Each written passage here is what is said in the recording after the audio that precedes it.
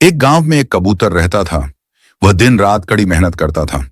खेत में ट्रैक्टर चलाता और अपनी फसल उगाता था और कुएं से पानी लाकर खेत में डालता था। और जब बर्गर की खेती पूरी तरह से उग जाती है तो पास में रहने वाला एक लालची किसान उसकी सारी बर्गर की फसल खा जाता है और कबूतर से पिज्जा की खेती करने को बोलता है, क्योंकि अभी उसका पेट नहीं भरा था। एक दिन कौवा यह सब देख लेता है और किसान के बर्गर में बम लगा देता है, जिसको खाने से बम फट जाता है और किसान मर जाता है। इसकी खबर एक बंदर पुलिस को लग जाती है।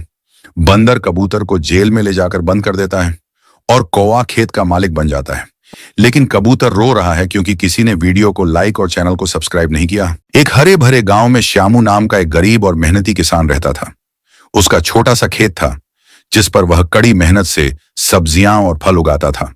इस बार उसने अपने खेत के एक कोने में केले के मीठे पेड़ लगाए थे। पास के जंगल में चिंटू नाम का एक बंदर रहता था। चिंटू बड्ढा ही लालची था।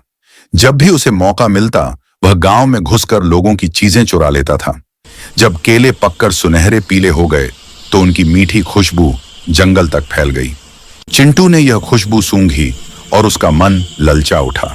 वह फौरन श्यामू के खेत में पहुंचा और पेड़ पर चढ़कर 1 दर्जन केले चुरा लिए। श्यामू ने जब टूटी हुई टहनियां और कम होते केले देखे तो वह समझ गया कि यह किसी शरारती जानवर का काम है। उसने जाल लगाने के बजाय एक युक्ति सोची। अगले दिन श्यामू ने सुबह सुबह एक बड़ी टोकरी में आधे पके हुए और थोड़े छोटे केले रखे और खेत के बीच में रख दिए। उसने चंटू को दूर से यह सब करते हुए देख लिया था। जब चंटू चोरी करने आया तो उसने देखा कि जमीन पर एक पूरी टोकरी में केले रखे हैं। वाह, आज तो मेहनत भी नहीं करनी पड़ेगी, यह सोचकर चंटू बहुत खुश हुआ। लेकिन चंटू बहुत लालची था।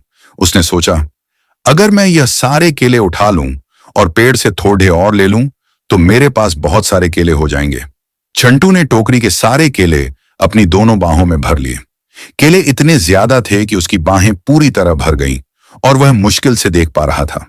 वह पेड़ की तरफ भागा, लेकिन अब वह केले के गुच्छे को पकड़ नहीं पा रहा था क्योंकि उसके हाथ पहले से ही भरे हुए थे। वह लालच में न तो टोकरी के केले छोड़ना चाहता था और न ही पेड़ के नए केले ले पा रहा था। तभी श्यामू वहां आ गया। चंटू ने भागने की कोशिश की, लेकिन उसके हाथ भरे होने के कारण वह तेजी से दौड़ नहीं पाया और लड़खड़ाकर गिर गया। टोकरी के सारे केले बिखर गए। श्यामू ने प्यार से कहा, चंटू, तुम इतने लालची क्यों हो? अगर तुम्हें भूख लगी थी तो तुम मुझसे मांग सकते थे, लेकिन लालच में तुमने जो हासिल किया था वह भी गंवा दिया। चंटू को अपनी गलती का एहसास हुआ।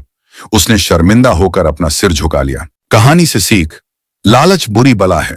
जो व्यक्ति लालच करता है वह अक्सर जो उसके पास होता है उसे भी खो देता है।